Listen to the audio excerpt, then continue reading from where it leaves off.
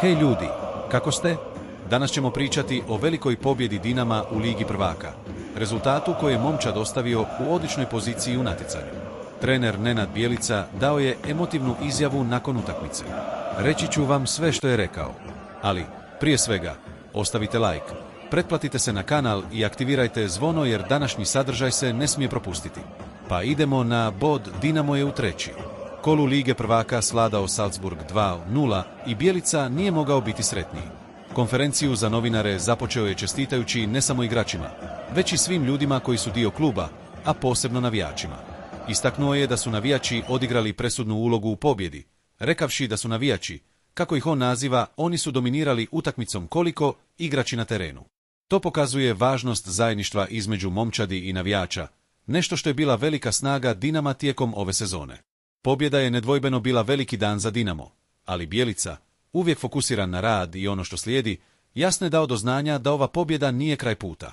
Zna da, unatoč velikom rezultatu, postoji još puno toga za napraviti naprijed i upravo je ovaj mentalitet vodio tim do sada, korak po korak, držeći noge na zemlji i uvijek tražeći napredak. Sada je zanimljiv dio Bjeličinog govora kada je govorio o igračima. Istaknuo je da su svi ispunili zahtjeve na najbolji mogući način, odnosno da je svaki igrač odradio točno ono što se od njega tražilo i savršeno odigrao svoju ulogu. Ali Bjelica je istaknuo kako su za njega svi bili savršeni. To pokazuje Dinamovu kolektivnu snagu, gdje svaki dio momčadi funkcionira skladno, a da jedan ili drugi igrač ne mora pojedinačno briljirati. Ova vrsta kolektivne akcije je ono što čini razliku u velikim natjecanjima kao što je Liga prvaka. Kada momčad može igrati na tako sinkroniziran način, gdje svatko razumije i igra svoje uloge, protivniku postaje mnogo teže pronaći praznine. Upravo ono što se dogodilo protiv Salzburga. Dinamo je uspio defenzivno i ofenzivno anulirati protivnika, a to je rezultiralo 2 pogodcima i neprikosnovenom pobjedom. Bjelica je govorio i o samopouzdanju koje ova pobjeda donosi momčadi. I nije iznenađenje, zar ne? Kad pobjedite jaku momčad kao što je Salzburg i povrh toga sa savršenom izvedbom, prirodno je da se samopouzdanje u skupini poveća, ali u isto vrijeme trener je jasno dao do znanja da momčad mora ostati koncentrirani, jer Liga prvaka je dugo i zahtjevno natjecanje. Ne možete se opustiti ni u jednom trenutku, a Bjelica to zna bolje od ikoga.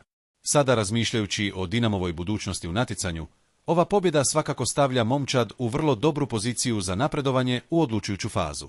No, kao što je i sam Bjelica naglasio, posao je daleko od kraja. Momčad će morati nastaviti s istim mentalitetom. Igrom igra nakon utakmice, uvijek fokusiran na to da daš sve od sebe i ne podcjenjuješ protivnika. Znamo da u Ligi prvaka svaka greška može biti skupa, stoga je važno da Dinamo zadrži ovu razinu koncentracije.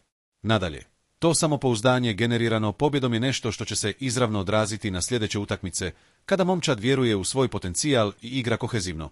Rezultati se pojavljuju sami po sebi. I to je ono što Bjelica želi vidjeti u sljedećim kolima. Samouvjeren Dinamo, ali bez gubitka poniznosti i odlučnosti koji su momčad doveli dovde. Pa ljudi, to je to. Trener Nenad Bjelica dao je do znanja da je Dinamo na pravom putu, ali da ima još puno posla. Pobjeda nad Salzburgom bila je veliki korak, ali momčad zna da je put tek počeo. Što mislite o pobjedi Dinama? Mislite li da će momčad nastaviti ovim tempom i dalje u Ligi prvaka? Ostavite svoje mišljenje u komentarima. Zanima me što mislite o budućnosti Dinama u ovom natjecanju. Ovdje ne zaboravite lajkati videozapis, jer to stvarno pomaže kanalu da vam nastavi donositi kvalitetan sadržaj. Ako još niste registrirani, prijavite se i aktivirajte zvono kako ne biste propustili novosti o Dinamu i drugim momčadima koje se natječu u Ligi prvaka. Nastavimo zajedno pratiti ovo putovanje. Do sljedećeg puta, svi!